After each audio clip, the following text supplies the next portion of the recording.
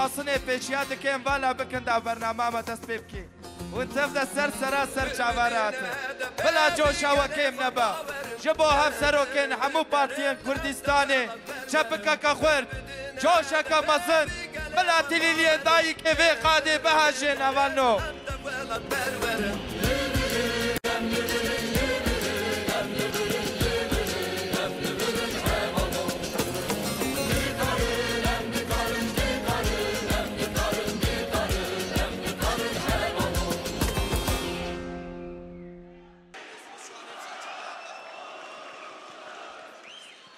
هوالین هیجا هوالین برس هن همي بخيراتن سرسرا سرچاواتن مرحبا جواره مرحبا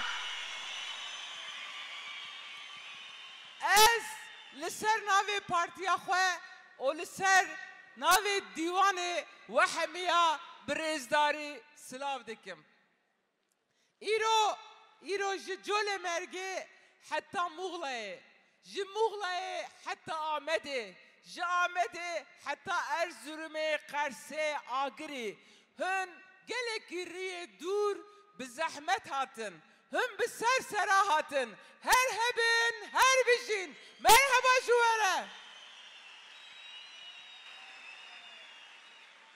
وك هن دزانن ام بروجين ديروكي و قلقي خطر در باستبن اف کنگرامه جی کنگرامه دیروکیه جبو آزادیه ام ایرو دیروکی دنویسینن ام همی جوی آلیده مشاخواه ام خورتر بکن دجمن انگلا دخوازن تکوشین ام آزادیه و وکویه بفتسینن و تنه بکن لیبلی تو کس نکاره مشامه آزادیه تنه بکه و بفتسینن اف سالون هشیار دکه ام هنه و ام هر تم هبن و ام برخوا بدن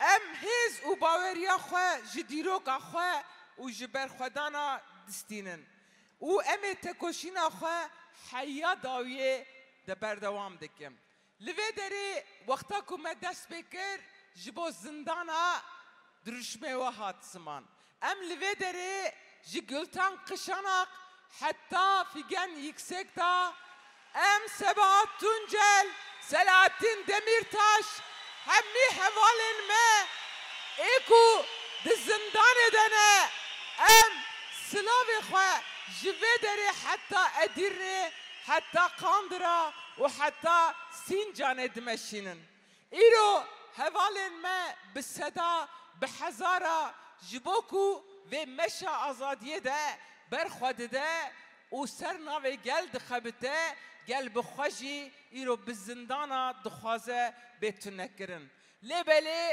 زندان بویه جیه برخودانه هر تم زندان برخودان وان مستر به پیشوتر دچه ام سلاوی خواه لحمی زندانان دکن همی حوال خواه دکن ایرو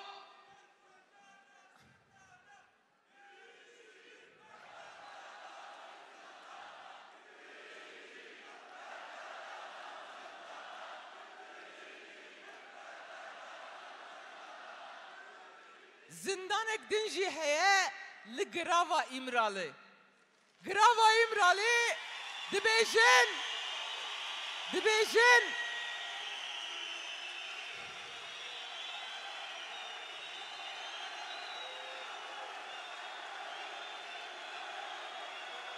بله برا دستلاتار وی دنگی ببهیزن برا دستلاتار وی دنگی ببهیزن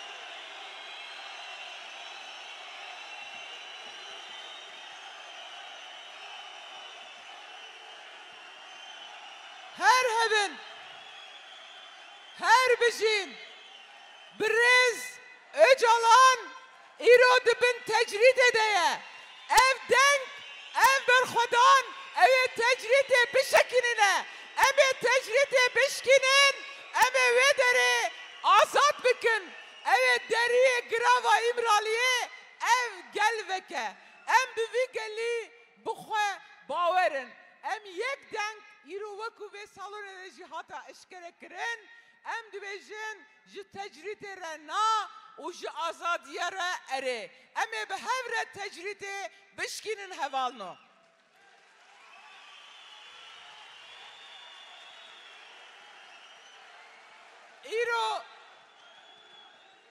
ایرو لدجی دروتو پولیتیقایم بقریش امی وکوی اوبراتیا گلان بپارزن او جبو ما برخودانا گل فلسطینی چه به برخودانا گل روژاواجی اوه ام بانک دکن همو دولتو گلین جهانه تشتین کو ایرو لفلسطینی دقومن لروژاوای کردستانی جی دقومن دوی اف دنگ جبو فلسطینی بلند بوه جبو روژاوا جی او قاست بلند بوه روژاوا شورشه شورشه مروواهیه سلام شو روژاواره سلام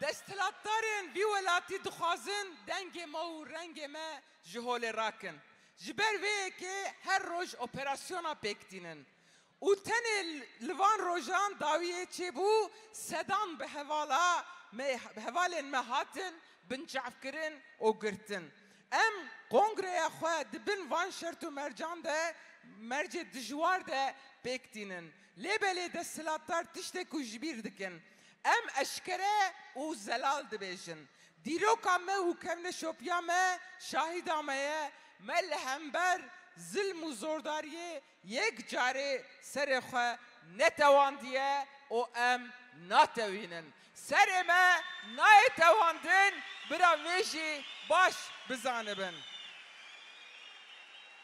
هوالنو اف کنگرامه جبو آزادیه شیارامه جبونا آزادیه بری ویتشتی از یک خالدین جی بیجم از میکروفون بدم حواله خواه هند بیدن اف سالون بچوکه اف سالون تیرا مناکه اف مهم نیوه که گلک دمک دریجه ام لسالون مزند گریان جه ستادیومه حتی آرنایه تو سالون مدست نکر جبر که دخوازن دنگ ما خود بکن جبر که دخوازن بسد هزارا لانقره جبو آزادیه دنگ ما بلند نبه لیبله ایرو براوی زانبن جدر و اولوه داره هر کولان انقره اف درشمه پیکته جبو آزادیه ام لوه داره نه برا بزانبن کو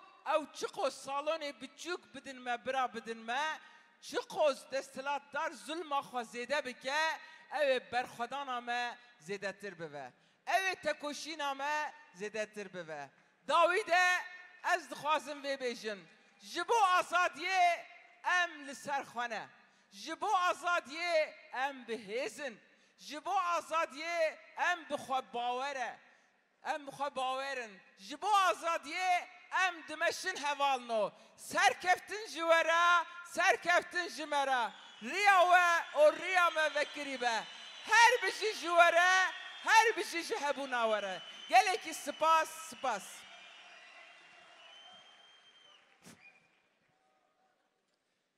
Değerli yoldaşlar, Hevalno, ben de hepinizi divanımız adına en içten duygularımla selamlıyorum. Hepiniz hoş geldiniz. Humbik heratın, sersara serçavanatın.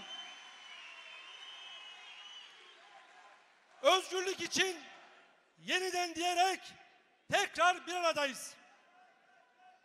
Dört bir yandan buraya gelen değerli yoldaşlar, sizlerin sayesinde özgürlüğe kesintisiz yürümeye devam ediyoruz. Herkes iyi bilsin ki biz daha yeni başlıyoruz. Bu daha başlangıç. Herkes bunu iyi bilsin.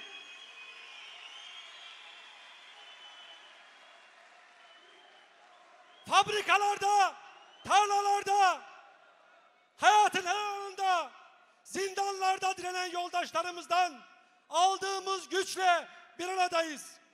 Onlardan aldığımız güçle kazanacağız. İçinde bulunduğumuz süreç daha büyük birliktelikler, daha büyük birleşik mücadele, daha büyük kararlılıkla kuşanacağımız zamandır. Şimdi ayaklarımızı geçmişimize, değerlerimize basarak geleceğe yürüyeceğimiz zamandır. Şimdi çok daha güçlü bir biçimde yoldaşlarımız ve tarihimizden aldığımız güçle kazanmaya odaklanacağımız zamandır. Özgürlük için, demokrasi için, zafer için yeniden bir aradayız. Hepimize kolay gelsin. Kazanacağız, mutlaka kazanacağız. Anser Keftin, Anser Keftin. Şimdi sizleri özgürlük, demokrasi ve sosyalizm mücadelesinde yitirdiklerimiz için 1 dakikalık saygı duruşuna davet ediyoruz. Paramparçaydı dünya. Bir inancın yüceliğinde sevdim seni. Bir kavganın güzelliğinde sevdim. Bitmedi, daha sürüyor o kavga ve sürecek. Yeryüzü aşkın yüzü oluncaya dek. Aşk demişti yaşamın büyük ustaları. Aşk ile sevebilmek bir güzelliği ve dövüşebilmek o güzellik uğruna. İşte yüzünde badem çiçekleri, saçlarında gülen toprak ve ilkbahar. Sen misin seni sevdiğim o kavga?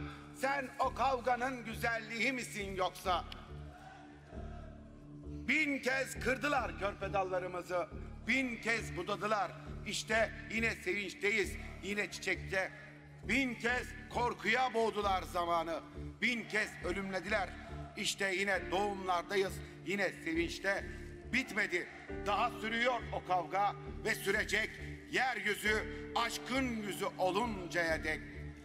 Anıları mücadelemizde yaşayacak.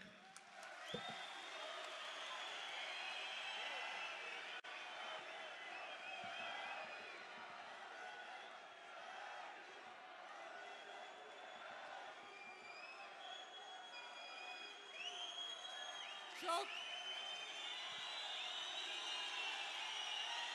değerli arkadaşlar, delegasyon, halkımız, gündemimize göre kongremize devam ediyoruz. Evet, bu bize küçük salonu verenler, büyük salonları bizlerden esirgeyenler, bugün Ankara'nın bütün sokaklarının, caddelerinin özgürlük için sloganıyla inleyeceğini bilmiyorlardı. İyi ki varsınız, iyi ki varız ve mücadeleye devam ediyoruz. Tekrar hoş geldiniz. Şimdi sırada eş genel başkanlarımızın konuşmaları var. Sevgili eş genel başkanımız, Yeşil Sol Parti'nin eş genel başkanı Çiğdem Kılıçgün Uçar'ı konuşmasını yapmak üzere kürsüye davet ediyorum. Buyurun başkanım.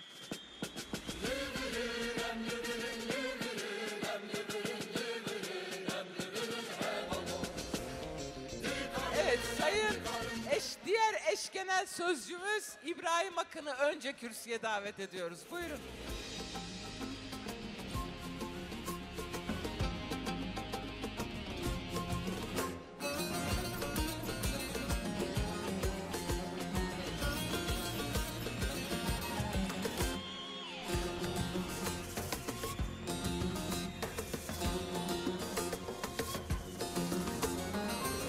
Mezopotamia zaro ve ahene jinu meru kalu bir lisa şova rojene.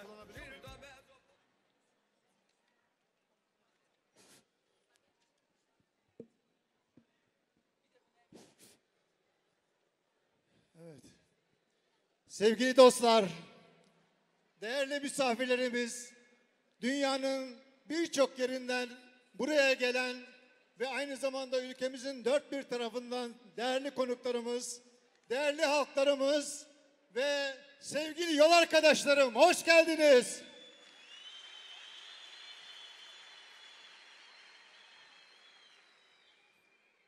Özgürlük için, eşitlik için bu salonları dolduran ve aynı zamanda burada yürekleri atan ve aynı zamanda buraya gelemeyen bütün dostlarımızı, yoldaşlarımızı, her yerden yürekleri burada çarpan herkesi buradan Yeşil Sol Parti'nin büyük kongresinden sevgiyle, saygıyla selamlıyorum.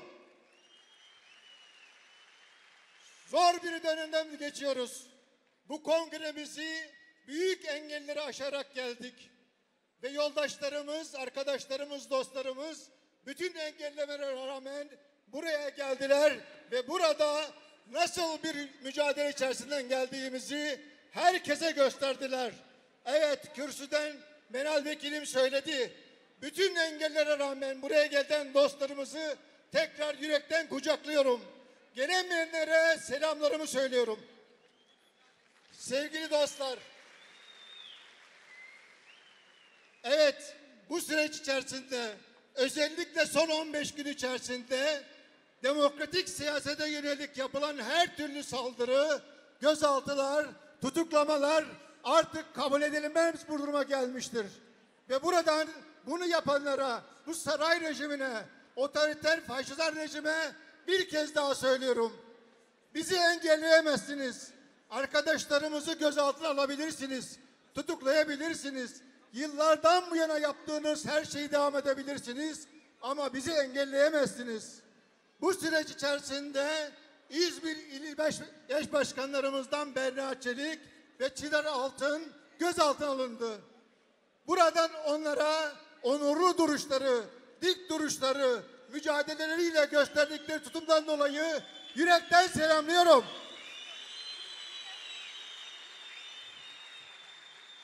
Sevgili dostlar, evet, bu kongre sadece olağan bir kongre değil.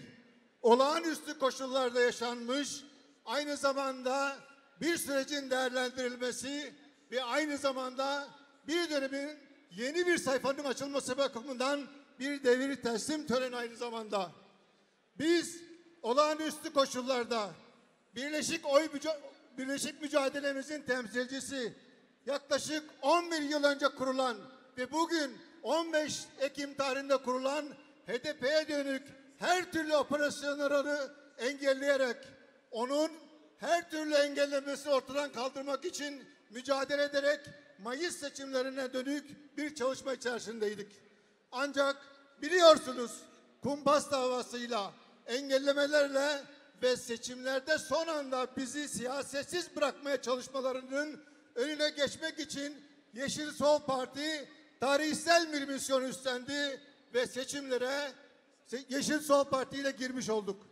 Evet, Yeşil Sol Parti HDP bileşeni olarak bu tarihsel sorumluluğu onurlu bir şekilde yerine getirdi. Buradan emeği geçen bütün dostlara ben teşekkür etmeyi bir borç biliyorum. İyi ki varsınız, iyi ki buradasınız. Dayanışmanın, mücadelenin engelini göstermiş oldunuz. Ve aynı zamanda ortak mücadelemizin sembolü olan HDP'nin 11. yıl dönümü olan 15 Ekim'de bugüne kadar mücadelede kaybettiğimiz dostları saygıyla anarken bu süreç içerisinde siyasi rehin tutulan başta Sabahat Tuncel, Selahattin Demirtaş, Figen Yüksekdağ, Gülten Kışanak, Adnan Selçuk yoldaşlarımız adına rehin tutulan bütün arkadaşlarımıza buradan o duvarları yıkan coşkunuzla selamlarımızı söyleyelim arkadaşlar. Evet.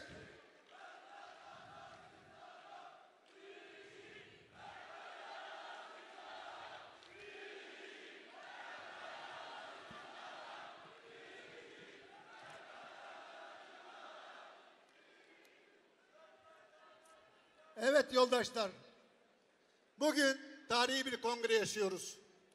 Dünyada ve Türkiye'de olağanüstü koşullardan geçiyoruz. Biz barış dedikçe dünyanın bütün egemenleri kendi iktidarlarını güçlendirmek için savaş diyorlar. Biz özgürlük dedikçe onlar otoriter rejimleri kurmak istiyorlar. Biz adalet ve eşitlik dedikçe onlar tekçi sistemlerini dayatmak istiyorlar. Bu hem ülkemizde böyle hem de dünyada böyle.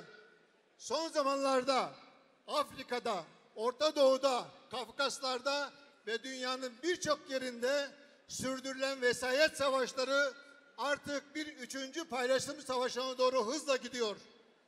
İsrail ile Filistin arasındaki yaşanan savaş ülkemizi de etkilemeye başlamış durumdadır. Ve bu savaşlar bugün Filistin'de birçok insanın katledilmesine sebep olmaktadır. Buradan sesleniyoruz. Savaş çözüm değildir. Savaş kandır. Savaş çocukların katledilmesidir, kadınların katledilmesidir. Biz Filistin halkının meşru mücadelesinin yanındayız. Her zaman yanında olduk, yanında olmaya devam edeceğiz. Ancak bu savaş politikaları içerisinde özellikle Hamas'ın sivillere dönük yapmış olduğu, kadınlara dönük yapmış olduğu katliamları savunmamız mümkün değildir. O nedenle buradan bu savaş çığırtkanlığının durdurulmasını Türkiye'de ve dünyadaki barış güçlerinin bir an önce seferber olmasını ve Birleşmiş Milletler'in bu savaşı durdurma konusunda rol almasını istiyoruz. Çünkü bu savaş kasıtlı olarak, bilinçli olarak bütün dünyaya, özellikle Orta Doğu'yu yaygınlaştırmaya çalışılıyor. Bu savaş sırasında dostlar, Erdoğan'ın bir sözlerini hatırlatmak istiyorum size. Erdoğan diyor ki, savaşlar her zaman felaket getirir. Aynı zamanda savaşlar adil barışın kendisinin engel olamaz. Savaşlar aynı zamanda bir ahlakı vardır. Sivillere dönük yapılan katliamları, insanların yaşamlarını tehdit eden, yerinden yurdundan eden tarzları kabul etmiyoruz diyorlar. Evet, biz de bunları söylüyoruz. Ama Erdoğan'a bir şey hatırlatmak istiyoruz.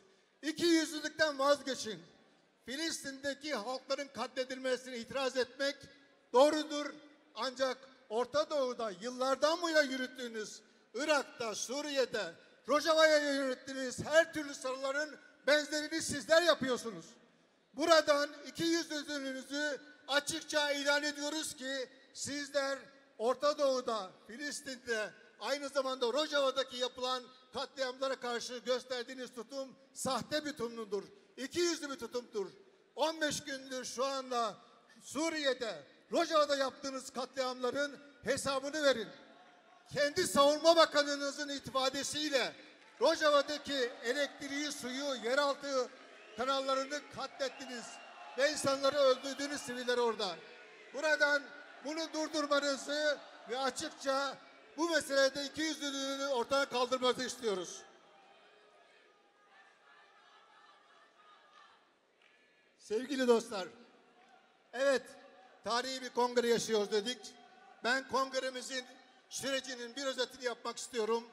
Bu kongremiz uzun tartışmalar sonrası, seçim sonrası ortaya çıkan gerçeklikle yüzleşerek, konferanslar yapılarak, çalıştaylar yaparak bugüne gelindi.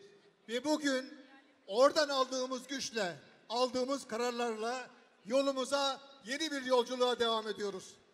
Yeşil Sol Parti kurumsal kimliğini yeni parti ismiyle, yeni yönetimiyle devrederek yolculuğuna devam edecek. Ama aynı zamanda Yeşil Sol Parti kendi bileşen hukuku içerisinde yolculuğuna devam edecek. Ben buradan bu kongremizin özellikle özgürlük ve eşitlik için şiarıyla ilgili kısımlarını sizlerle paylaşmak istiyorum. Evet değerli arkadaşlarım, bu kongrenin şiarı özgürlük için yeniden. Evet, özgürlük bizim için vazgeçilmez bir şey. Gençler için, kadınlar için, emekçiler için, Kürtler için, Aleviler için ve bütün halklar için vazgeçilmez bir şey özgürlük.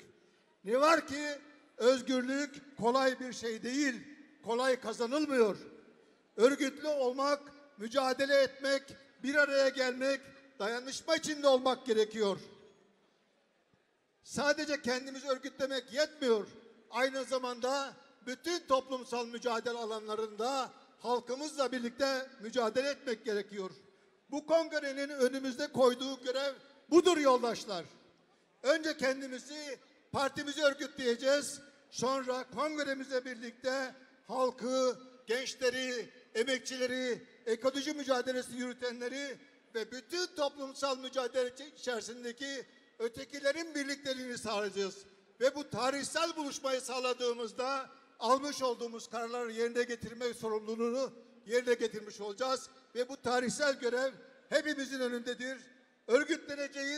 Örgütleneceğiz ve değiştireceğiz arkadaşlar. Değiştireceğiz çünkü gençlerimizi kaybetmemek için değiştireceğiz. Değiştireceğiz çünkü bu yoksul düzeni ortadan kaldırmak için değiştireceğiz. Değiştireceğiz çünkü ormanlarımızı, havamızı, suyumuzu kazanmak için değiştireceğiz. Değiştireceğiz çünkü aynı zamanda Akbelen'den Cudi'ye kadar ormanlarımızı, hayatımızı katledenler karşısında ortak mücadele edeceğiz. Çünkü değiştiremezsek geleceğimizi karartmaya çalıştıklarını görüyoruz, biliyoruz. Bu salonda, bu ülkeden büyük bir mesaj var arkadaşlar. Mayıs seçimlerinin sonrası umudunu örtelemiş insanlarımıza mesaj var. İktidarın beka söylemlerine teslim olmuş, muhalefete rağmen sesini çıkartmak gibi bir siyasi sorumluluk üstlenen buradan bütün halklara mesaj var. Özgür, eşit, demokratik, ekolojik ve hayat için buradan bütün halkımıza birlikte mücadele etme çağrımız için bir mesaj var. Barış ve kardeşlik için bu kongreden mesaj var. En çok da dostlarımıza, sokakta, iş yerinde, hapiste, hayatın her alanında direnişi büyüten dostlarımıza bu salondan mesaj var. Mücadelemizi bugünden sonra daha güçlü bir şekilde sürdüreceğiz.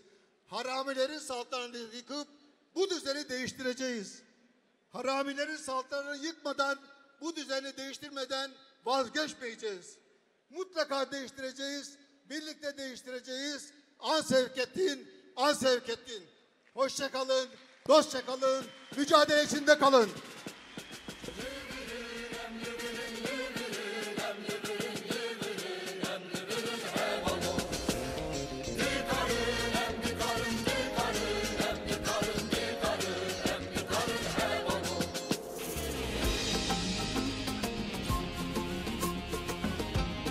Çok teşekkür ediyoruz sevgili İbrahim Akın'a. Şimdi de eş sözcümüz sevgili Çiğdem Kılıç Günçar'ı kürsüye davet ediyorum. Buyurun başkan.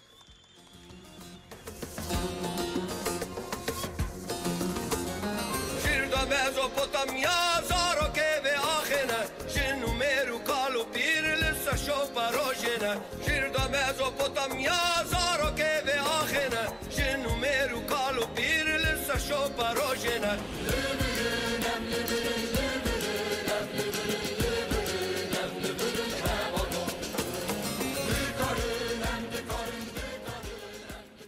Merhaba gelemeyin heja, hum bixer hatın, sersera serçevatın, sernava partiya çepenkez, hemura slav rezako peşkeş tıkım.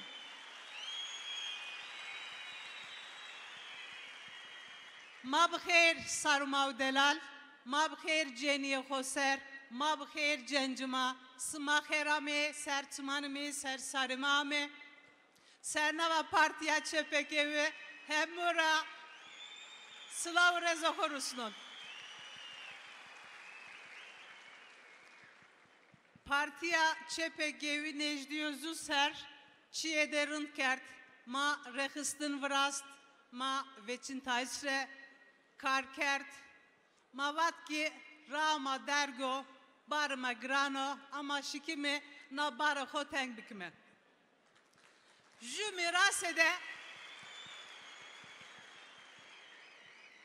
Ju miras de gran esto deste made, mezge made, nu miras maravanu ki, kes neşkino vereniye sıma bicero, kes neşkino venge sıma buburno, kes neşkino hoverdaysa sıma, perodaysa sıma, deste sımara bicero. Ma ki himvami. Ama ma şikimi ini burusnime, ma şikimi cüya nevi ebe destoho, ebe gele hovrazme. Hatanıka.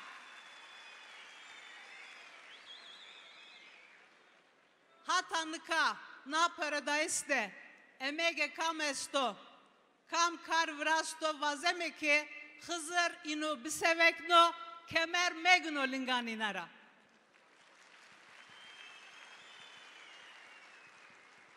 Değerli mücadele arkadaşlarım, sevgili barış anneleri, sevgili gençler, sevgili dostlarımız, yurt dışından, Orta Doğu'dan bugün sesimize ses olan, gücümüze güç olan sevgili konuklarımız, hepiniz hoş geldiniz, başımız üstüne geldiniz.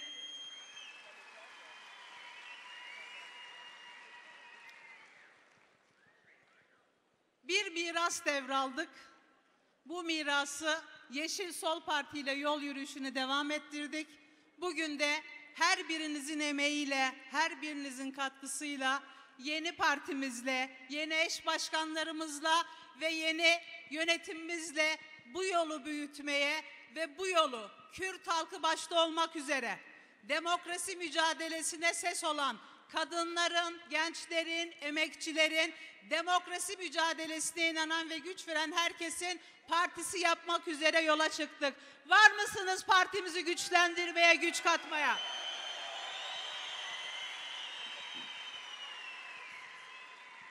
Savaş politikalarıyla tüm toplumu ipotek altına almaya çalışan bu iktidar karşısında bir gün olsun geri adım atmayan arkadaşlarımızla birlikte bu iktidarı değiştirmeye ve halkın iktidarını birlikte kurmaya var mısınız sevgili arkadaşlar? İktidar şunu çok iyi biliyor. Devlet geleneğini sürdüren ve 100 yıllık tekçiliği daha da derinleştiren bu iktidar, Kürt halkının mücadelesinin, demokrasi güçlerinin mücadelesinin kendisi için en büyük engel olduğunu çok iyi biliyor. O yüzden saldırıya devam ediyor. Bizler ne yapıyoruz değerli arkadaşlar? Cezaevinde olan arkadaşlarımız cezaevinde direnmeye devam ediyor. Sokakta arkadaşlarımız, emekçiler direnmeye devam ediyor. Kadınlar bu ülkenin mahkeme salonları başta olmak üzere sokaklarda direnmeye devam ediyor. İktidar nerede saldırdıysa orada bir direniş alanı kurmayı başardık. O direnişi büyüttük, o direnişi ortaklaştırdık. En büyük başarımız ortak mücadelemizdir değerli arkadaşlar.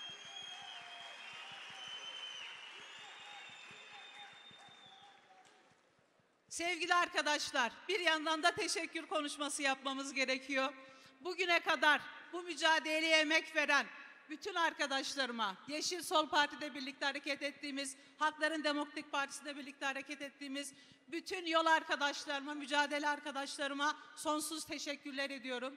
Hem bu partide hem de bu mücadelede en büyük emeğin sahibi siz sevgili halkımız, siz sevgili halklarımızsınız. Emeğiniz daim olsun, mücadeleye kazandırmaya devam etsin. Hepimizin yolu açık olsun. Bütün yeni seçilecek arkadaşlara başarılar diliyorum. Hep birlikteyiz, birlikte başaracağız.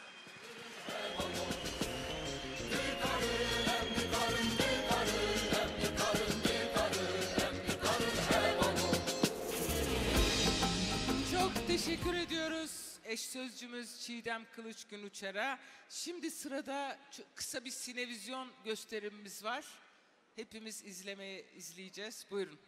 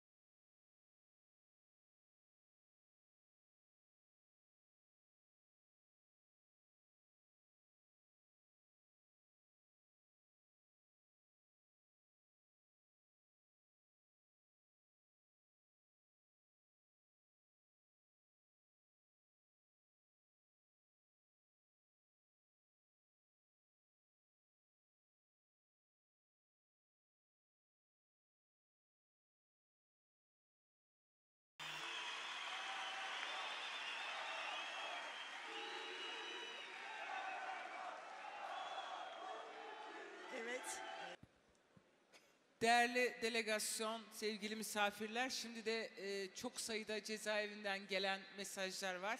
Bir bölümünü sizlerle paylaşacağız. Buyurun. Sevgili halkımız, kadınlar, gençler, yoldaşlar merhaba. Kongre divanını, partili arkadaşlarımı, tüm delege ve katılımcıları, kıymetli konuklarımızı saygıyla selamlıyoruz. Bizleri yenileyen mücadele sürekliliğidir. Duruma teslim olmamaktır. Demokratik, özgürlükçü kadın çizgimize ağır saldırılar düzenleyenler, binbir komplo, hileyle güçten düşürmeye çalışanlar bir kez daha yenilenme enerjimiz karşısında bozguna uğrayacaklar. Hapishanedeki siyasi rehineler, devrimci tutsaklar olarak daima yanınızda olacağız. Filistin'den Rojava'ya mazlum halkların varlık mücadelesini, işçinin ekmek, kadının yaşam mücadelesini ve hepimiz için özgürlük, adalet davasını her koşulda savunacağız. Kongremizin büyük insanlığa, Türkiye, Kürdistan halklarına, hak ve özgürlük talep edenlere güç taşımasını diliyor. Sizleri saygıyla, sevgiyle, özlemle selamlıyorum. Figen Yüksekdağ, Kandıra F tipi kapalı cezaevi.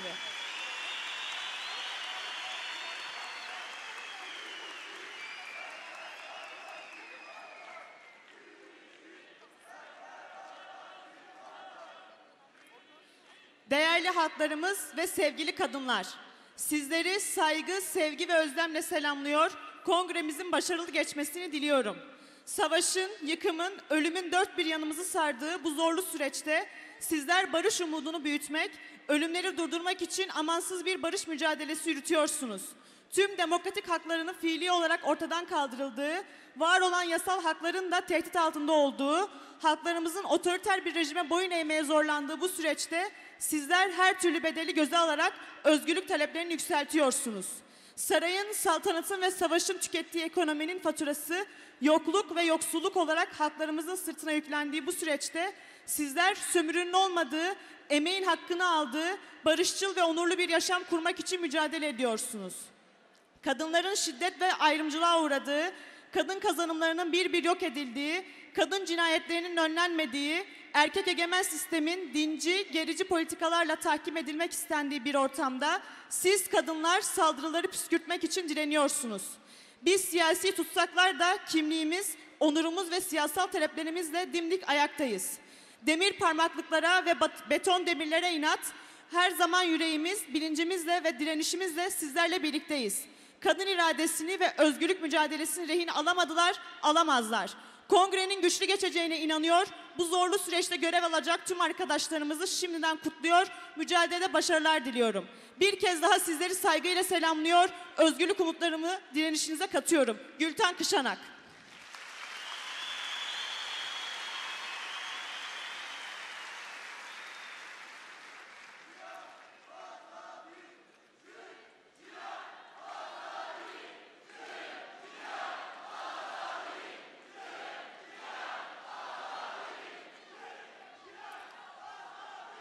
Kongremizin başarılı olması dileğiyle tüm katılımcıları, delegeleri, dostlarımız ve kongreye gelemeyen halkımızı yürek dolusu hasretle selamlıyor, özgür yarınlarda görüşebilmeyi umut ediyoruz. Serkeftin, Selahattin Demirtaş, Selçuk Mızraklı.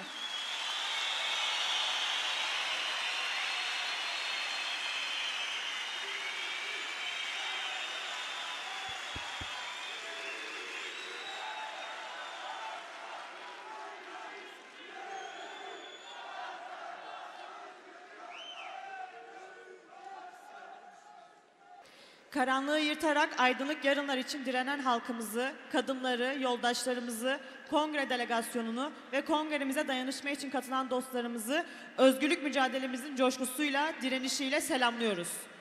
Kürdistan, Türkiye ve Orta Doğu'da onurlu bir barışı geliştirmek için yola çıkanlar olarak halklarımızla dayatılan savaşlara, işgale, sömürüye, tecrite hayır diyor, mazlum halklarla dayanışma içinde olduğumuzun altını bir kez daha çizmek istiyoruz. Ekonomik kriz, işsizlik, yoksulluk, adaletsizlik ve amansız devlet şiddetine karşı değiştirecek gücümüz, mücadele azmimiz var. Bu zorlu ve onurlu yolda yürüyenlere selam olsun. Kongremize seçilecek eş başkanlarımıza, parti meclis üyelerimize başarılar diliyor. Bugüne kadar mücadelemizde emeği geçen tüm yoldaşlarımıza da şükranlarımızı sunuyoruz. Başta Kürdistan ve Türkiye'li kadınların ve tüm dünya kadınlarının özgürlük mücadelesinden aldığımız dirençle kongreyi selamlarız. Sabahat Tuncel, Ayla Akat Ata, Ayşe Gökkan, Zeynep Karaman ve Kobane Kumpas davasından yargılanan tüm kadın tutsaklar.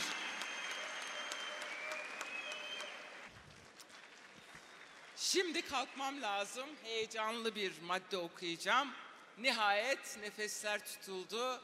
Aylardır partimizin adı hakkında valla ne kadar isim üretildi bilmiyorum. Her yerden partinin isimleri çıkıyor. Evet. Nefeslerinizi tutun. Yeni partimizin adı. Halkların Eşitlik ve Demokrasi Partisi. HEDEP. Evet. Hoş geldin HEDEP. Hoş geldin. Hep birlikte daha güçlü yarınlara imza atacağız.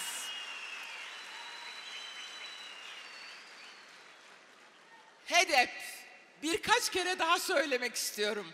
Aslında partimizin adını ne kadar değişirse değişsin, değiştirirsek değiştirelim. Her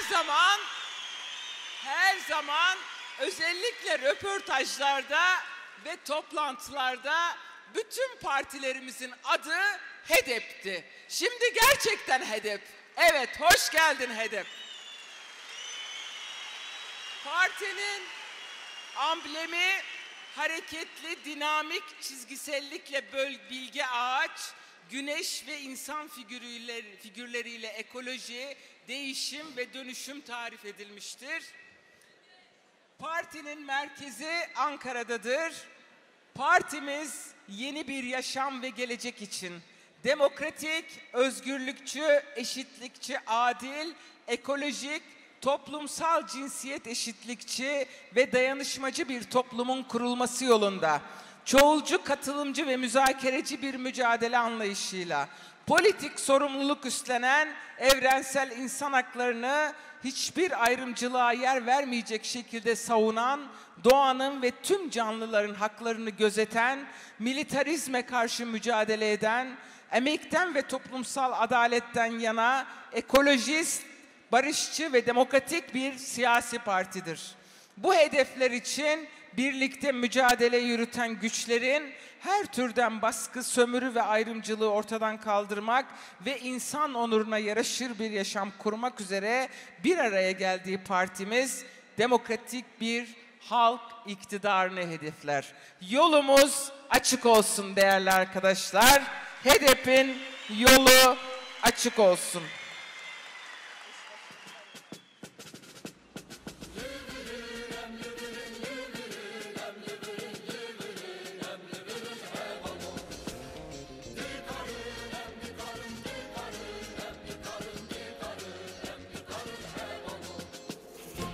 Heyecanlı bir önerge. Şimdi divanımıza ulaşan eş genel başkan adaylarının önergesi var. Başka önerge varsa divanımıza ulaştırın. Yoksa bunu şimdi okuyacağım. Yeşil Sol Parti 4. Olağan Büyük Kongre Divan Başkanlığı'na. Biz aşağıda imzası bulunan delegeler kongremize seçilecek parti eş genel başkanlıklarına Tülay Hatimoğulları Oruç ve Tuncer Bakırhan'ı öneriyoruz. Önerenler Hacı Erdemir, Sami Evren, Adalet Kaya, Mehmet Nuri Özdemir, Dursun Bektaş, Vezir Coşkun Parlak, Nurşat Yeşil, Devrim Turgay Yılmaz arkadaşlar. Evet, eş genel başkan adaylarımızı da sizlerle paylaştıktan sonra bu önergeyi de tabii oylarınıza sunuyorum. Kabul edenler arkadaşlar, etmeyenler kabul edilmiştir önergemiz.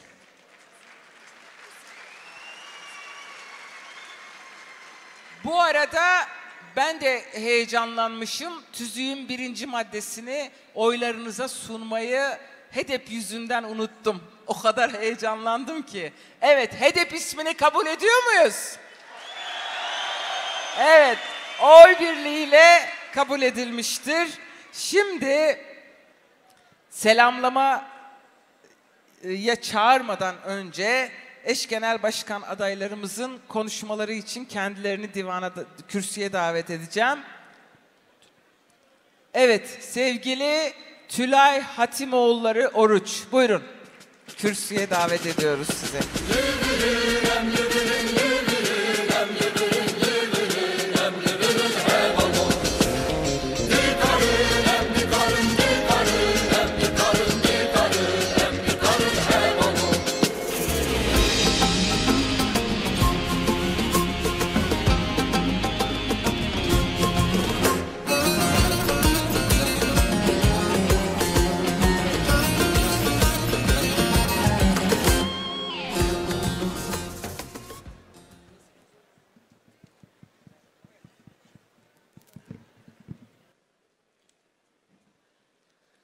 Merhaba hevalno. Hum bi khair hatın. Serseran serçeva hatın.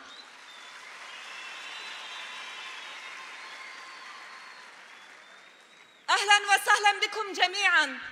Ahlen ve sahlen الذي جو من شرق الأوسط الذي رفاق أهل فلسطين شعب فلسطين أهلا وسهلا بكم جميعا.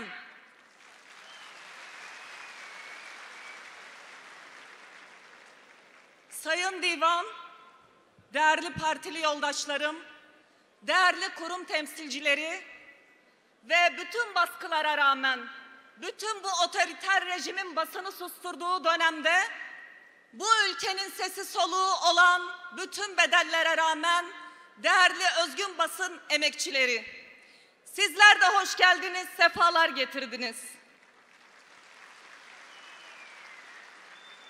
Çocuklarının cenazeleri kargoyla gönderildiği halde barış demekten bir adım geri atmayan barış anneleri hoş geldiniz.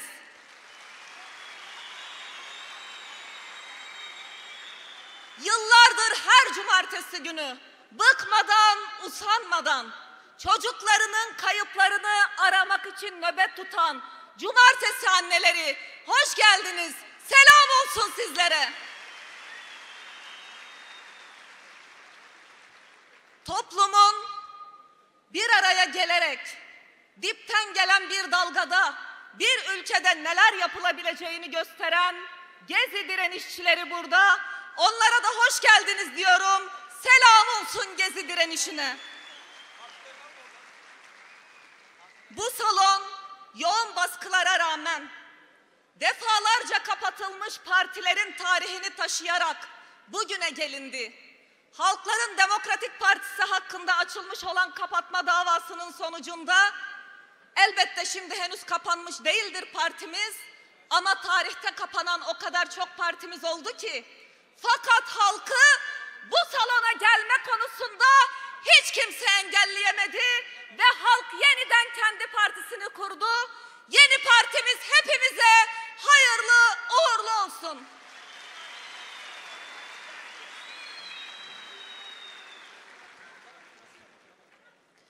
Değerli yoldaşlar, değerli dostlar, kapitalist uygarlığın krizi dünyanın her köşesinde insanlık ve doğa için alarm veriyor. Dünyanın bir avuç zenginin kararları çerçevesinde milyarlarca insan açlık ve yoksullukla baş başa kalmış, doğa çok büyük bir yıkım yaşamaktadır. Kapitalist modernite ekonomik ve siyasi kriziyle baş edebilmek için küresel çapta ırkçı, milliyetçi, aşırı sağcı ve faşizan rejimlerin iktidara geldiği bir dönemden geçiyoruz. İşte bu son seçimlerde Erdoğan'ın yeniden seçilmesinin altında yatan en temel nedenlerden biri budur değerli arkadaşlar. Giderek derinleşen ekonomik krizde sermaye azgınca zenginleşirken işçilerin, emekçilerin, yoksulların payına daha çok açlık, daha çok yoksulluk ve daha çok çile düşmüştür. Artan hayat pahalılığına karşı düşen ücretlerde Erdoğan ne diyor yurttaşa? Dişinizi biraz daha sıkın diyor ve sabredin diyor.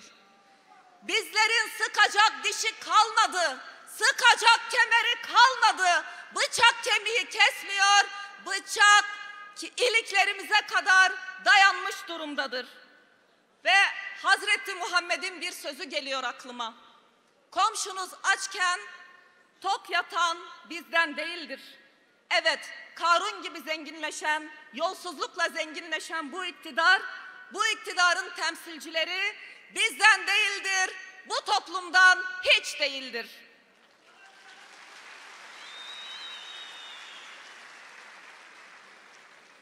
Havamıza, suyumuza, toprağımıza göz diken sermaye düzenine ve iktidara karşı bıkmadan, usanmadan direnenler oldu. Selam olsun Akbelen direnişine, Cilo'ya, Dikmece'ye, Cudi'ye, Kaz Dağları'nda ve Yırca'da direnen kadınlara buradan binlerce kez selam olsun. Yüzyılların felaketini yaşadık depremde. 11 ilimizi etkisi altına alan depremde insanlar acı, kan, revan içinde kurtarılmayı bekledi. Bu iktidar depremde insanları kurtarmadığı gibi 8 ayı geride bıraktığımız halde bir gıdım yol almadan 15 milyon insanı mağdur eden bir tutum içinde olmaya devam ediyor. Ve burada bir kez daha merehne nihnehan diyenleri, gitmedik buradayız, kendimizi ve kentimizi yeniden kuracağız diyenleri, kış koşullarında yaşam zorlukları içinde çadırlarda, konteynerlarda yaşamak zorunda olan depremzedelerin sesi şu an bu salonda ve onlar diyorlar ki bizi unutmayın. Unutacak mıyız onları yoldaşlar? Unutacak mıyız depremzedeleri?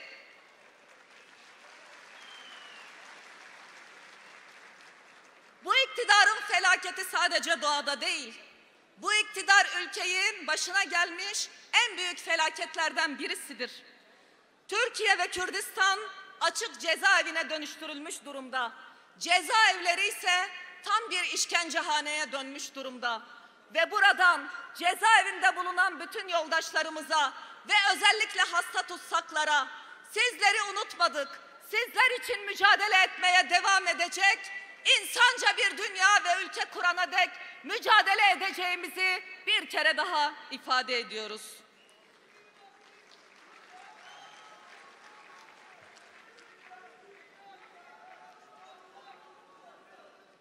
İktidar yargısı kumpastan ve soykırım davalarından vazgeçmiyor. Kobani kumpas davası Orta Çağ'ın Engizisyon mahkemelerini aratmayacak bir şekilde çalışmasını sürdürüyor. Cezaevlerinde tutulan Gülten Kışanağı, Sabahat Tunceli, Ayla Akat'a, Figen Yüksekdağ, Leyla Güven'e, Selahattin Demirtaş'a ve bütün tutsak yoldaşlarımıza selam olsun, selam ve sevgilerimizi iletiyoruz.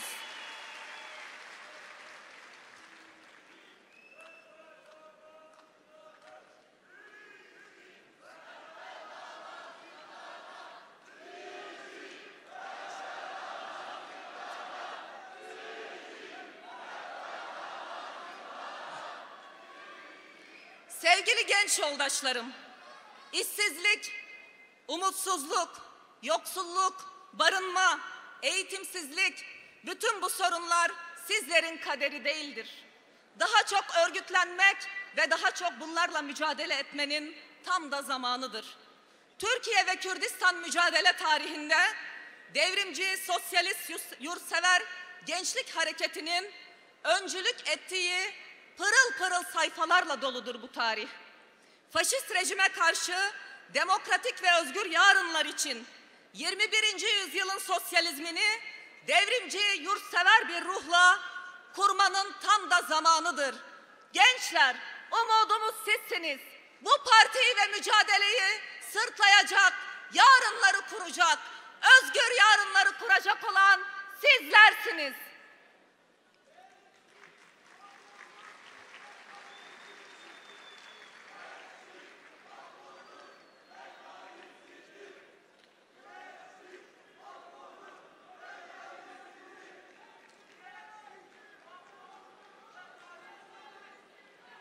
Değerli halklarımız, Mayıs seçimlerinden sonra iktidar yeniden insanların inançlarına ve yaşam tarzlarına müdahale etme konusunda daha fazla bir ceberrutluk içinde. Buradan özellikle mütedeyyin kardeşlerime seslenmek istiyorum. Dini istismar eden, dini siyasete alet edenlere karşı şimdi durma zamanıdır. Sizlerin sözleri, duruşları 72 milletten yurttaşın bu ülkede barış ve huzur içinde yaşamasına büyük bir katkı sağlayacaktır. Değerli Alevi canlar, Alevi toplumu ötekileştirilen, inanç olarak kabul edilmeyen, tekçi, mezhepçi zihniyete karşı eşit yurttaşlık hakkı temelinde mücadelenizin ve duruşunuzun dün olduğu gibi bugün de yanındayız. Bu ülkede inanan, inanmayan, herkesin inancını, ibadetini özgürce yaşayabileceği demokratik bir ülkeyi kurmak hepimizin boynunun borcudur. Sevgili kadınlar, sevgili kız kardeşlerim, AKP iktidarı kadınların lehine olan bütün kazanımları biz kadınların elinden tek tek almak için daha çok harekete geçmiş durumda. Eş başkanlık, eşit temsiliyet sistemimiz hedef alınmıştır. Kadın kurumlarının kapatılmasını, kayyımlar eliyle işlevsizleştirilmesini, İstanbul Sözleşmesi'nin bir gece yarısı ortadan kaldırılmasını, lağvedilmesini, nafaka hakkımızın gasp edilmesini, kadın düşmanlığına, farklı cinsel yönelimlere yönelik nefret siyasetini asla kabul etmiyor ve biz kadınlar buna karşı direnişimizi, mücadelemizi sürdürüyoruz. Erkekler tarafından katledilen, şüpheli biçimde kaybedilen her kadının hesabını sormaya devam edeceğiz. İktidar güdümündeki cemaat ve tarikat yurtlarında gerçekleşen çocuk istismarlarına, çocuk ölümlerine ve intiharlarına asla seyirci kalamayız. Yoksulun yoksulu da olan kadınların ekonomik çaresizliğine ve emek sömürüsüne asla sessiz kalamayız. Mülteci kadınların, engelli kadınların iki kez katmerli ayrımcılığa maruz bırakılmalarını asla kabul etmiyoruz. Kadın özgürlük mücadelesinin de yaşamını yitiren erkek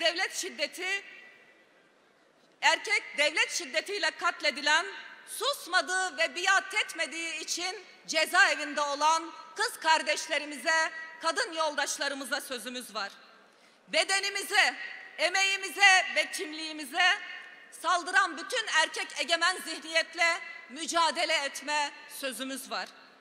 Bizler Rosa Luxemburg'ların, Clara Zetkin'lerin, Şirin Tekelilerin, Sakinelerin, Sevelerin, Kader'in, Eylem'in, Hevrin Halef'in, Nagihan'ın yoldaşlarıyız. İran'dan, Orta Doğu sokaklarından bütün dünyaya Jin, Jiyan, Azadi sloganını yaygınlaştıran Jina, Mahsa Amina'nın yoldaşlarıyız. Selam olsun onlara. Binlerce kez selam olsun.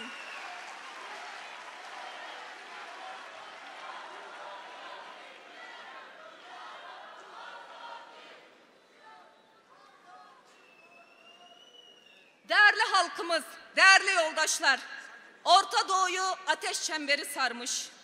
Emperyalizmin yüzyıllardır sömürü cenderesi altında yaşayan halklar büyük acılar içinde. Uğrunda mücadele ettikleri o petrol kadar, emperyalist güçlerin mücadele ettikleri o petrol kadar insan kanı var o toprakların altında. Bu coğrafya aynı zamanda görkemli direnişlerin yurdudur. Kürt halkının Rojava'da, Arap halkı ve diğer bölge halklarıyla birlikte IŞİD'e karşı verdiği mücadele dünya tarihinde kıymetli bir mücadeledir. AKP'nin Kürt düşmanlığı, Rojava'da, Başur'da askeri varlıktaki ısrarı ne yazık ki bölgemizi kan gölüne çevirmiş durumdadır. Sivilleri hedef alan bu saldırılar derhal bitirilmeli ve TSK bütün güçlerini derhal Rojava ve Irak topraklarından geri çekmelidir diyoruz.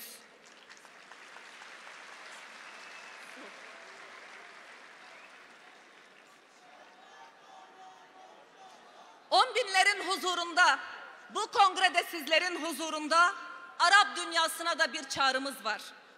Orta Doğu'da huzur ve barışın yolu Kürt ve Filistin sorununun çözülmesinden geçer. Bu sorunun çözümü için herkesin tarihi sorumluluğunu yerine getirmesi lazım.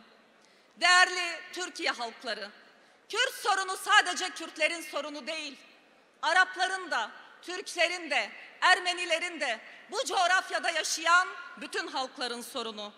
Tanka, topa, mermiye, özel harbe ayrılan bütçenin bizim ekmeğimizi, Türkiye'deki herkesin ekmeğini küçülttüğünü biliyoruz. Ekonomik kriz derinleşmiş, insanların bir kuru ekmeğe muhtaç olduğu bir dönemde mermi fiyatı nedir biliyor musun diye soran Erdoğan'ı buradan kınıyoruz. Merminin fiyatını biliyoruz ama o ekmeğin fiyatını bilmez. Hangi halktan olursak olalım, açlığımız, yoksulluğumuz aynı. Hangi halktan olursak olalım, savaşlarda dökülen kanlarımız aynı. Bizler açlık bitsin, savaş bitsin, kan dursun istiyoruz. Ve bunun için, barışı inşa etmek için İmralı tecrit rejiminin ortadan kalkması lazım.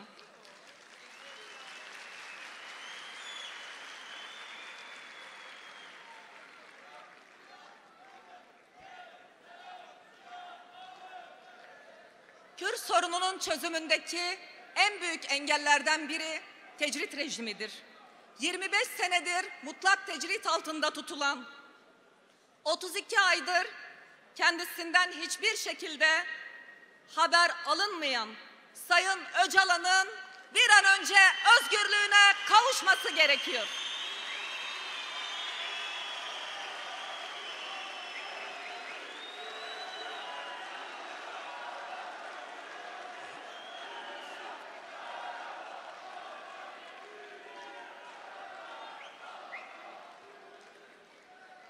Değerli halklarımız, sevgili yoldaşlar, hepinizin eminim bütün Türkiye, Orta Doğu ve dünya kamuoyunun yakından takip ettiği Filistin sorunu apaçık ortada duruyor. Filistin ve İsrail arasında şu an devam etmekte olan çatışmalarda binlerce sivil ne yazık ki yaşamını kaybetti ve bu savaş hala devam ediyor. Bizler yaşamını yitiren bütün insanların ailelerine başsağlığı dileklerimizi iletiyoruz. Orta Doğu coğrafyasının başı sağ olsun. Ve bu çatışmaların derhal bitirilmesi için bu kongremizde çağrımızı yineliyoruz. Kudüs'e, Mescid-i Aksa'ya, Gazze'ye dönük saldırılarda siviller katlediliyor. İsrail'in 100 yılı aşkındır Filistin toprakları üzerinde devam eden işgal politikasını asla kabul etmiyoruz. Savaş ve çatışma alanlarında kadın bedenlerinin teşhir edilmesini asla kabul etmiyoruz. Mazlum Filistin halkıyla dayanışmak için, mücadele deneyimlerinden öğrenmek için Türkiye Devrimci Hareketi'nden Deniz Gezmiş ve Kürdistan Devrimci Hareketi'nden Abdullah Kumral ve bunun gibi birçok yoldaş gitti orada mücadele verdi ve Filistin halkıyla dayanıştı. Bizler dün olduğu gibi bugün de mazlum Filistin halkının yanındayız, mücadelesinin yanındayız. İktidarsa değerli arkadaşlar, Filistin için yine dini istismar ederek, yine bir sahtekarlığa imza atarak timsah gözyaşı döküyor. Ve öyle kurtla yiyip kuzuyla ağlayarak Filistin halkının yanında olunmaz. Ey Erdoğan, bunu bilesin. Değerli halklarımız, Orta Doğu'da kanayan iki yara var. Kürt sorunu ve Filistin sorunu. Yüzyıllardır emperyalistlerin yerli işbirlikçileriyle beraber kışkırttıkları din, mezhep ve halklar arasındaki savaş ne yazık ki 21. yüzyılda da Orta Doğu'yu kana bulamaya devam ediyor. Evet, bizler bu çerçevede Orta Doğu'da büyük Orta Doğu barışını savunuyoruz. Türkiye'de Kürt sorununun çözülmesini, 4 parça Kürdistan'a bu çözümün ulaşmasını savunuyoruz. Ve bu noktada barış demeye devam edeceğiz.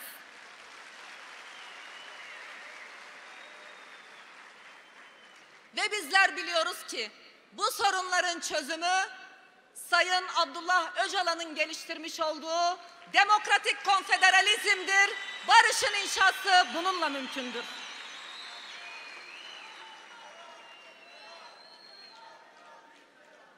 Değerli yoldaşlar, değerli halklarımız, bizler bir seçim süreci yaşadık hep beraber. Ve bu seçim sürecinin akabinde partimiz kendi iş toplantılarını ve aynı zamanda değerli halkımızla toplantılarımızı aylarca devam ettirdik. Aylarca neredeyse her gün toplantılar yaptık. Ve bizler şunun muhasebesini yaptık. Nerede yanlış yaptık? Nerede eksik yaptık? Önümüzdeki süreçte hangi yanlışlara düşmemeliyiz? Bu soruların yanıtlarını aradık hep beraber. Ve bu ortaya çıkan sonuçlardan yeniden yapılanma kararı aldık. Yeniden yapılanmayı merkezden yerele, yerelden merkeze doğru hep beraber siz değerli halkımızın desteğiyle birlikte sizlerle beraber bizler yeniden yapılacak ve bu otoriter rejime karşı tek vücut çıkmayı hep beraber yeniden başaracağız.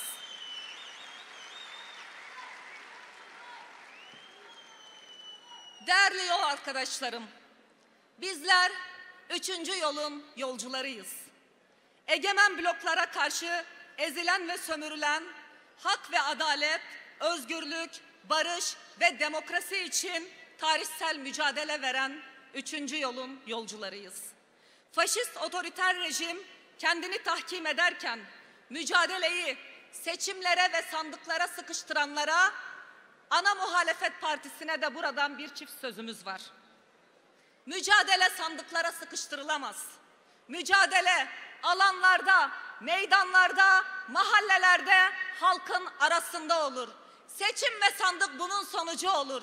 İşte bu tarihsel hatayı yeniden yaşamamak için bütün muhalefete buradan uyarımızı yapıyoruz. Bizler ittifak politikalarımızı da yeniden gözden geçirdik. Ve buradan eksikliklerimizi de tespit ederek yeni dönemde bileşen ve ittifaklarımızla beraber en geniş toplumsal ve demokratik ittifakı kuracağız. Bunun için de sadece siyasal özneler değil, toplumun bütün toplumsal dinamikleriyle bir arada bunu gerçekleştireceğiz. Ve buradan bir çağrı daha yapmak istiyorum. Her aydın, yazar, sanatçı, gazeteci, sosyal demokrat, devrimci, sosyalist, yurtsever, feminist, kısacası bu devran böyle gitmez, bir şey yapmalı diyen herkesin bu dönemde elini taşın altına koyması gerekiyor. Bu nedenle çağrımız, gelin bu en geniş yelpazedeki ittifakımızı hep birlikte inşa edelim. Evet, biz şunun farkındayız değerli arkadaşlar. 3. yol ince, engebeli ve uzun bir yoldur. Bizler bu yolu hep beraber kararlı adımlarla yürüyeceğiz.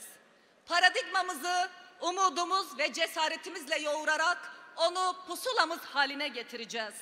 Cumhuriyetin 2. yüzyılında işçilerin, emekçilerin, yoksulların, kadınların, gençlerin, cinsel yönelimlerinden dolayı dışlananların, doğa ve insan hakları savunucularının, Kürtlerin, Alevilerin ve bu ülkede yaşayan bütün farklı halktan ve inançların hep birlikte barış, eşitlik, adalet ve kardeşlik içinde yaşayabileceği demokratik cumhuriyeti 2. yüzyılda hep birlikte kuracağız. Kongremizde bütün siyasal ve toplumsal dinamiklere bir kez daha altını çizerek çağrımızı yineliyorum. Gelin bir yüzyıl daha kaybetmeyelim. Gelin cumhuriyeti hep beraber demokratikleştirelim. Gelin bu ülkenin kanayan yarası olan Kürt sorununu, Alevilerin sorununu, emekçilerin, kadınların sorununu hep birlikte çözelim. Bizde bu irade elbette mevcuttur. Bizler bu iradeyi Ene'ül Hak diyen Hallacı Mansur'dan, yürü bire Hızır Paşa, senin de çarkın kırılır diyen Pir Sultan'dan, biz bu iradeyi Mustafa Subhiler'den, Behice Boranlardan, Hikmet Kıvılcımlılardan, Paramazlardan, Mahirlerden, Denizlerden, İbolardan, Kemal Pirlerden, Mazlum Doğanlardan ve Sakinelerden alıyoruz. değerli canlar, evet değerli yoldaşlarımız, sözlerime son verirken şair Ataoğlu'nun birkaç mısrasını sizlerle paylaşmak istiyorum. Ey her şeye bitti diyenler, korkunun sofrasında yılgınlık yiyenler, ne kırlarda direnen çiçekler, ne kentlerde devleşen öfkeler, henüz elveda demediler. Bitmedi daha, sürüyor bu kavga ve sürecek. Yeryüzü aşkın yüzü oluncaya dek, bizler kazanana dek. Serkeftin hevalno, serkeftin hevalno.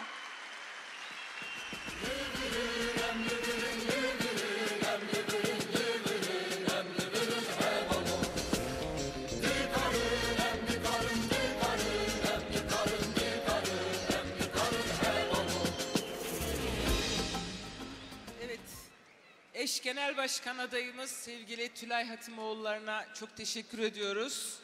Şimdi de eş genel başkan adayımız Sayın Tuncer Bakırhan'ı konuşmasını yapmak üzere kürsüye davet ediyorum. Buyurun başkanım. Şirda Mezopotamya zaroke ve ahine Jinu meru kalu bir lissa şopa rojine Şirda Mezopotamya zaroke ve ahine Jinu meru kalu bir lissa şopa rojine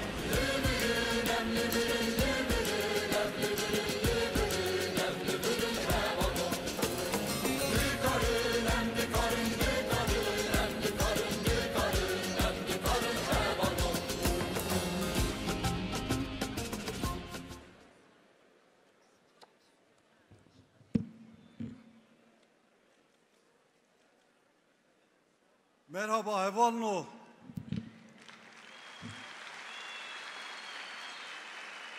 Merhaba Nevyen Şeyh Said u Seyit Rıza. Merhaba Rehevale Zarife Dayika Besi. Merhabacı Dengu Rengevera. Merhabacı Bejnu Balavera. Merhabacı Divanu Delegasyonera. Slavcı ve hamuyara. Hum bu xeratın, serçava, serseratın.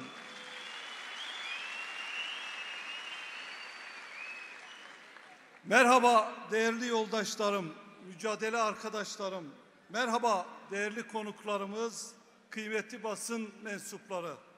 Merhaba kadınlar, barış anneleri, mücadele arkadaşımız gençler. Merhaba tekstil işçisi arkadaşlar, atık kağıt toplayanlar.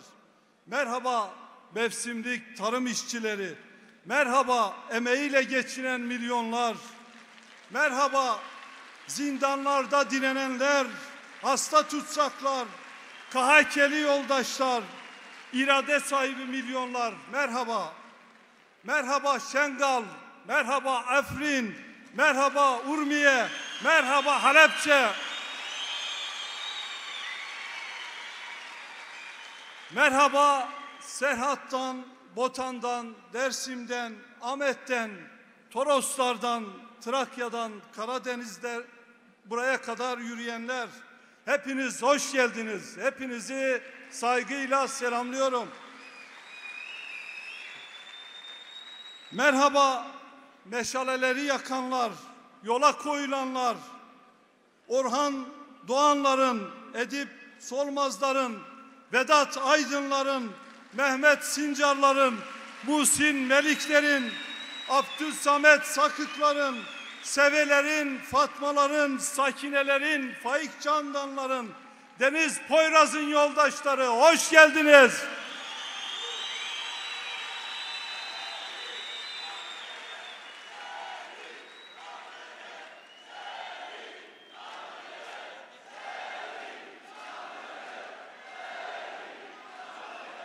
Merhaba iradesiyle kemal pirleşen, ibolaşan, rahçanlaşan, mücadelesiyle mahirleşen, supileşen, rozaşanlara bin merhaba. Alanlarda her daim dolup taşanlara selam olsun.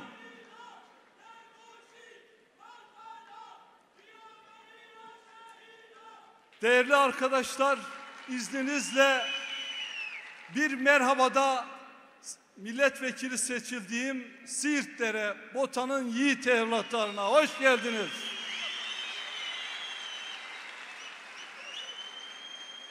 Değerli konuklar, sözlerime başlamadan önce bugün tarihi kongremizi yaparken özgürlük, eşitlik, adalet ve kardeşliğin birliği olan Halkların Demokratik Kongresi ile HDP'nin de yıl dönümündeyiz. Mücadelemizin köklü ağacı, toplumsal dayanışma ve direnişin gövdesi olan kongremize ve kongre partimizin yıl dönümlerini kutluyor. Hepimize kutlu olsun diyorum. Yaşasın HDP, yaşasın HDP.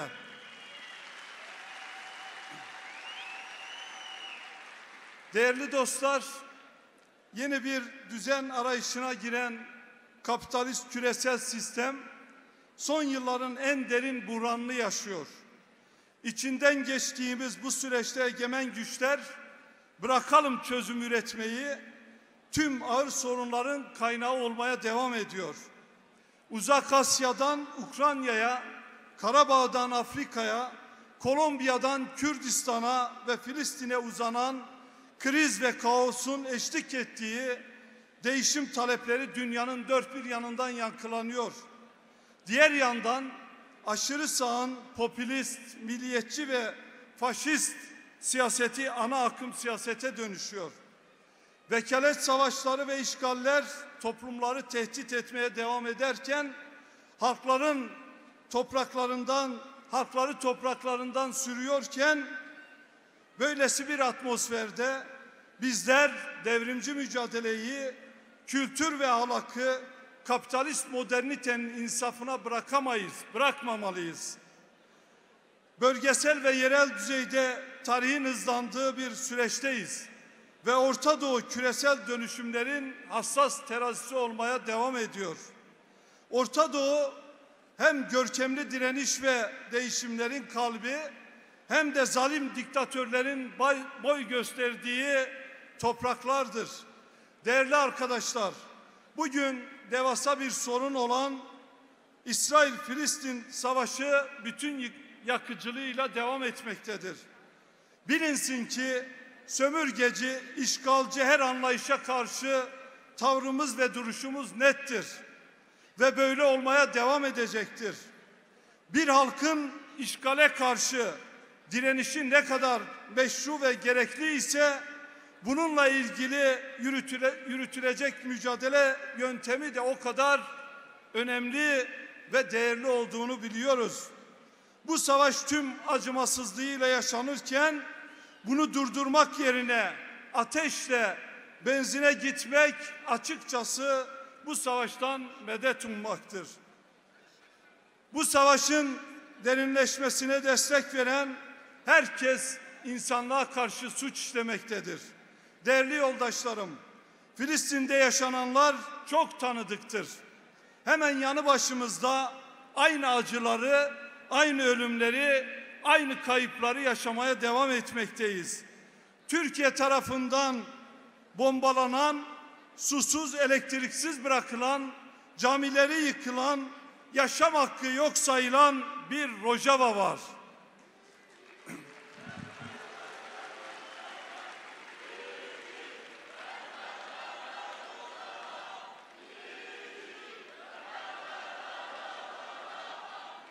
Herkes bilmelidir ki Rojava'da yaşananlara bütün dünya tanıktır. Halkların baharını kara kışa çevirmek isteyenler saldırmaya devam ediyor.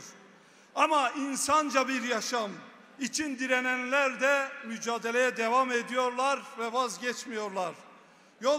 Yoldaşlarım, bugün Orta Doğu'da demokrasi ve özgürlüklerin önündeki en büyük engellerden biri saray rejimidir. Rojava'da yaşayan milyonlarca insana karşı dünyanın gözü önünde etnik temizliğe yeltenenler her şeyden önce insanlığa karşı suç işlediklerinin farkında olmalılar. Bu insanlık suçuna geçit vermeyeceğiz.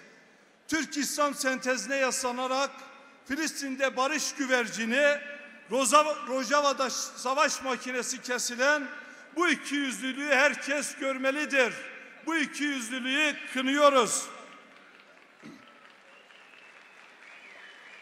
Açıktır ki bu faşist iktidar hem din hem de milliyetçilik adına tekçi zihniyetini dayatarak tek millet, tek devlet faşizmini sürdürmek istemektedir.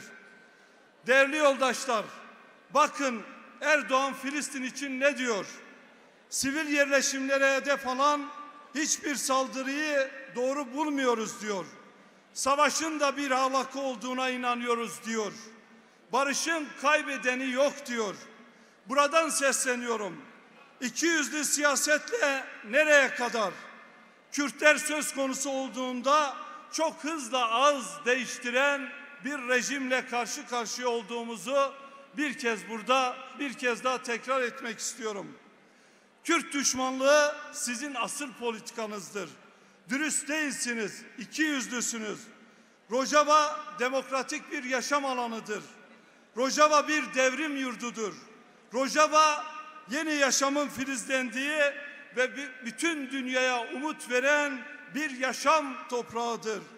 Demokratik, ekolojik ve kadın özgürlükçü bakış açısıyla kadın öncülüğünde inşa edilen bu biricik, demokratik ve eşit yaşam modeline dönük saldırıların karşısındayız ve olmaya devam edeceğiz.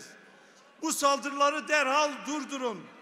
Buradan hava sahasını dahi kapatmayan tüm uluslararası kamuoyuna da seslenmek istiyorum. Bu suça ortak olmaktan vazgeçin. Buradan net bir şekilde ifade etmek istiyorum. Rojava'nın statüsü resmi olarak tanınmalıdır. Bu statüyü ilk tanıyacak ülke de Türkiye olmalıdır. Sevgili yoldaşlarım, Filistin sorunu gibi Kürt sorunu da gerek küresel gerek ulusal bağlamda çözümsüz bırakılan bir sorundur. Bu sorunu bir güvenlik sorununa indirgeyen zihniyet ekonomiyi savaşa feda etmektedir. Son 25 yılda savaşa aktarılan 800 milyar dolara yakın bir bütçe ülkedeki derin ekonomik krizin temel sebeplerinden birisidir.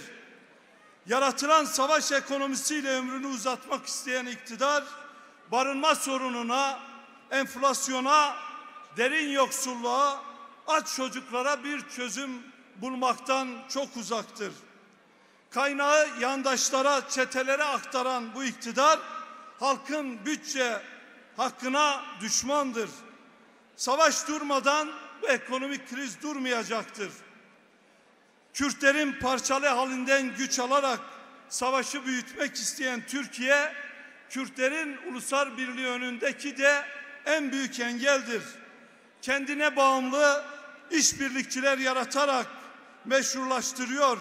Sınır ötesinde Kürtlere yapılan suikastları önlemeyenler de aynı zamanda çok iyi bilsinler ki bu katliamlara ortaktırlar.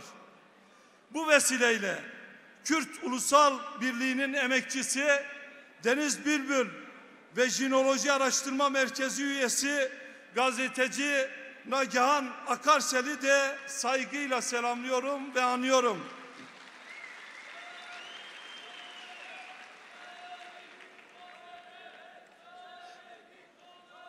Nagihan yoldaşın ilmek ilmek mücadelesini verdiği Jin, Jiyan, Azadi sesleri dünyanın her yerinden yankılanmaya devam ediyor.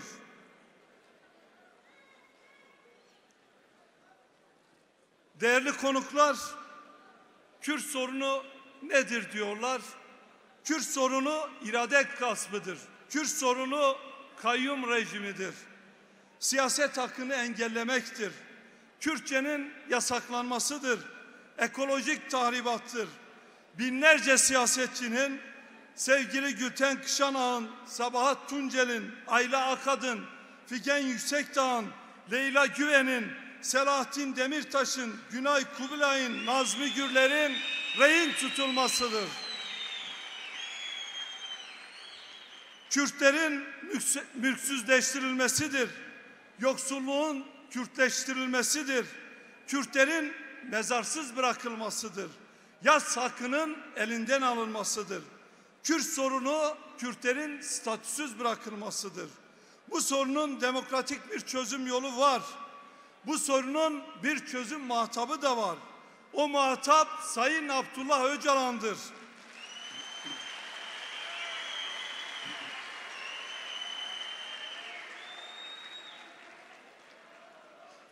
Sayın Öcalan şahsında demokratik çözüm ve barış umudu da maalesef bugün tecrit altındadır.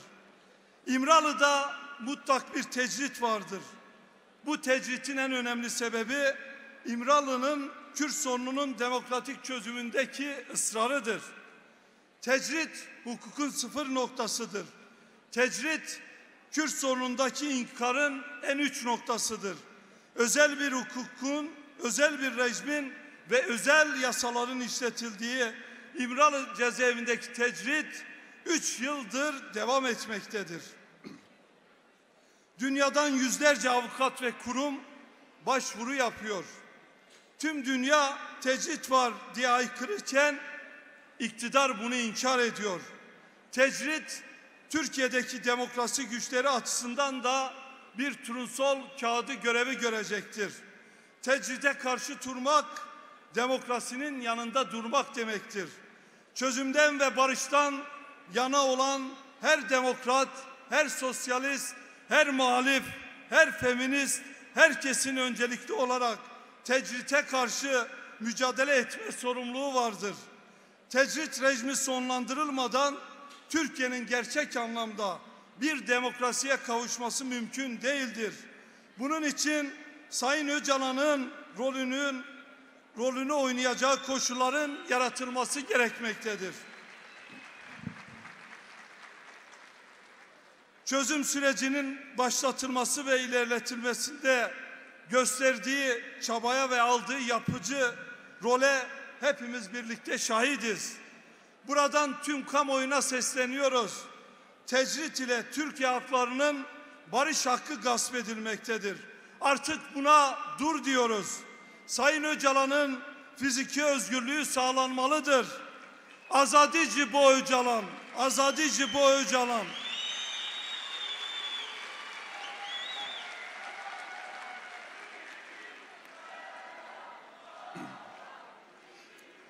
Değerli arkadaşlar, Erdoğan yeni bir anayasa gündemine sarıldı şimdi de. Bu anayasanın özgürlükler için gündeme getirilmediğini hepimiz çok iyi biliyoruz.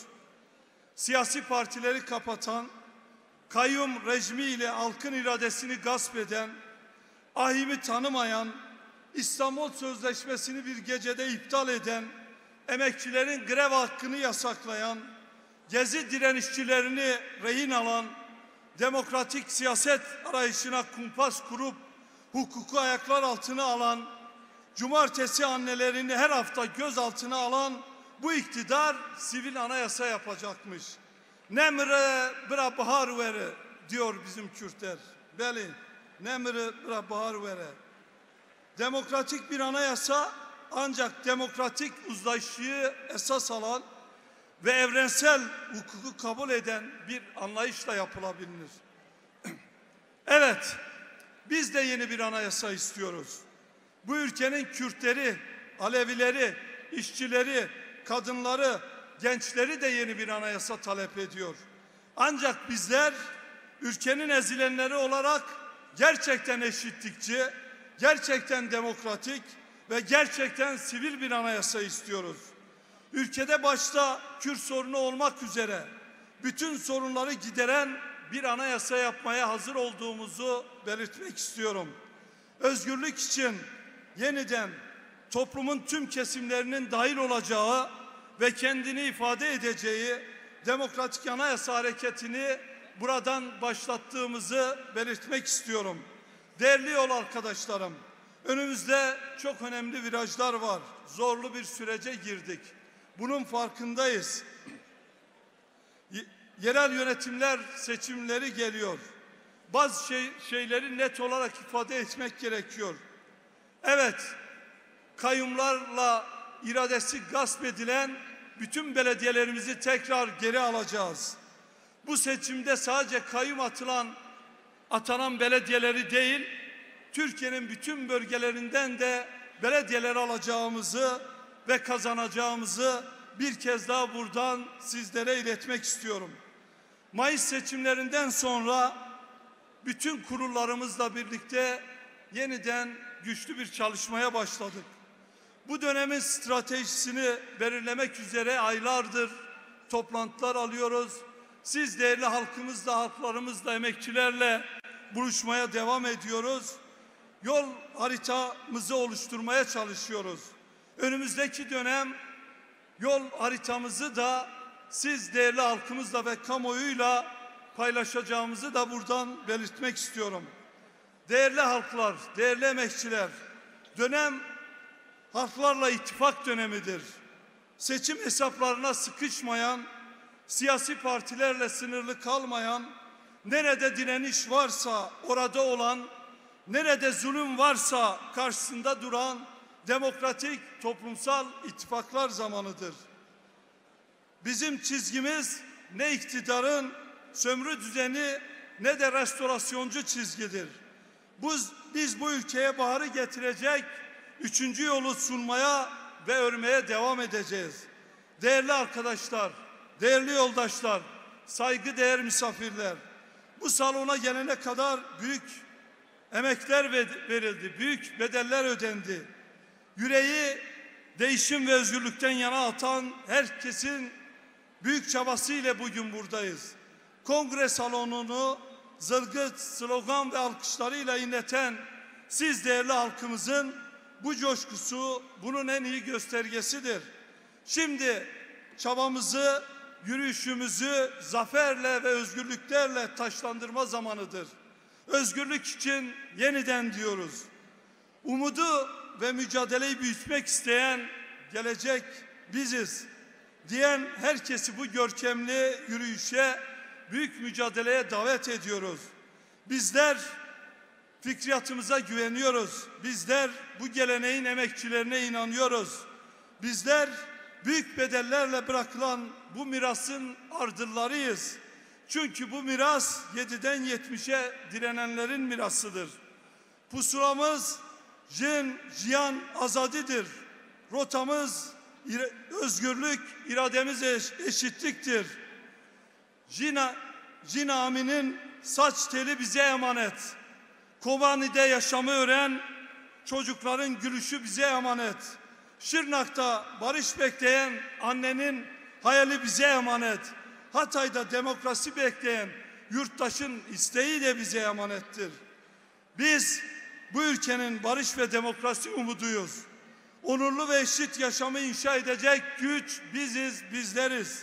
Şimdi siz değerli yoldaşlarla, çalışma arkadaşlarımızla birlikte sokak sokak, mahalle mahalle çalışma ve örgütlenme zamanıdır. Onlarca yılın mücadele birikimiyle örgütlenmenin ve özgürlüğü örmenin zamanıdır. Düzenin muhalefeti çare değildir. Çare bizdedir. Çözüm bizdedir. Çare biziz. Özgürlük için yeniden ve yeni bir başlangıç zamanıdır. Em dibêjin ji bo azadiye serkeftin ne hemûya ra.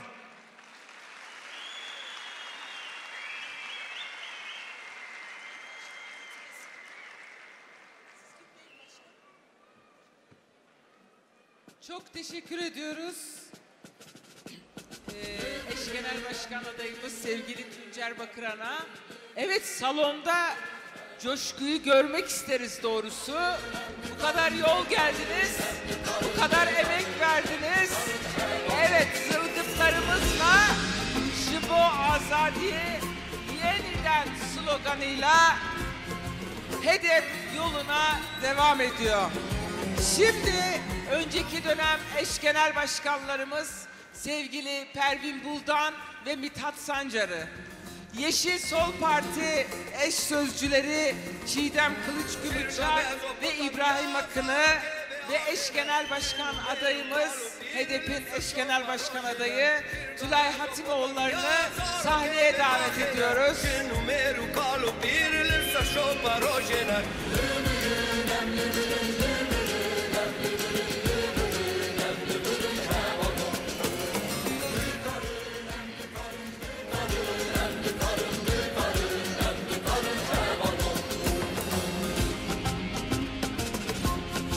Evet, bizde eski yok biliyorsunuz.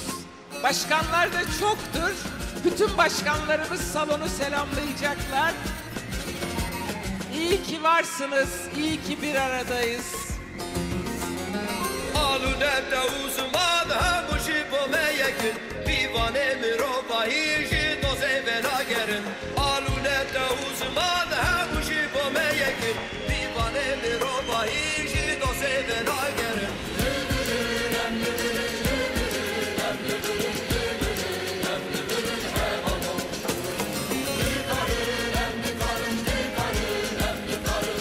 Çok teşekkür ediyoruz.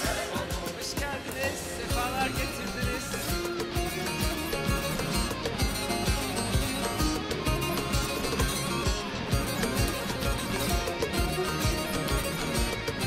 Genel başkanımız etiklerimizde başkanlar çok. هنما قربكن خليل سري وما بشتم رنجي ام ناهل هن ولاتي ما جبرا بكن مال امر نادر هن گوشت ما بخون وكقر راشكو قرطال هن الشاهية بكن ام روا بكن شيني هن بهيان دينن ام روا بكنين جيش بكن ام زمان وحش بكن جافان وتاري بكن ام ببن مية نافنان وجمعت ناف آوا وده تا کجرای ما گشت نبه اینه تجاری روناهی بچاله خود نبینن تا کو اهم دیل کوله بن امه هر نیرکود و نیران توپ و زنجیران لوکه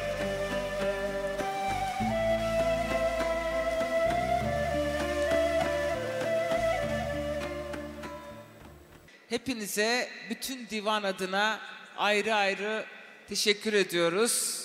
Jibo azadiye em meşaxa berdevam dikin. Jibo azadiye em heviyaxa bilind bikin. Jibo azadiye em behevrene. Serkeftin hevalno. Her bijin her hebin.